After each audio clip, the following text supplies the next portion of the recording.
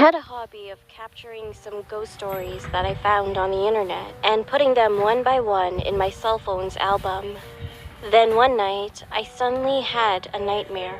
I couldn't move my body at all, and at the same time, something caught my eyes. It was a female ghost sitting at my bedside. She was muttering something while holding my cell phone.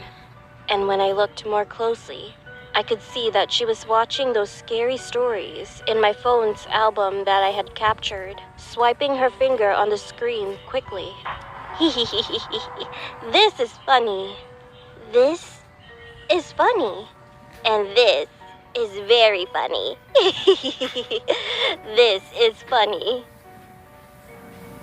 About a few years ago, I had a roommate when I was living in the dormitory. She was a pretty famous person in our major class and was known as someone who could see ghosts.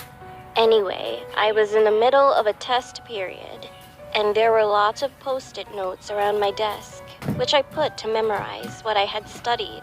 Then one day, my roommate looked at my desk and suddenly told me to take off all the post-it notes right away.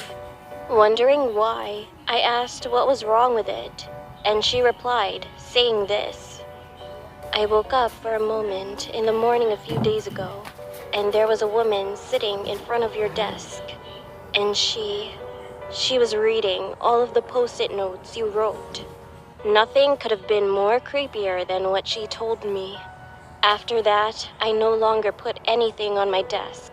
Never." There was once a man, and the world he lived in had been full of devastation for a very long time. He was constantly wandering from place to place. On one night, he was fortunately able to stay in a house. He was so touched and grateful for the kindness of the house's owner, who let him in and offered him a meal and shelter, especially during a time like this.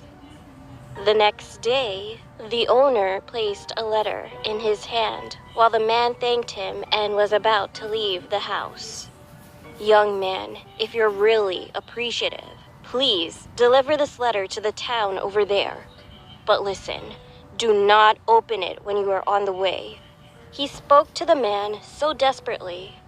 The man left the house saying yes. However, on his way to the village, where the owner told him to go, the man suddenly became curious about the contents of the letter, so he finally opened it and read it on the spot. And the letter was written like this: "This is the last food we will send."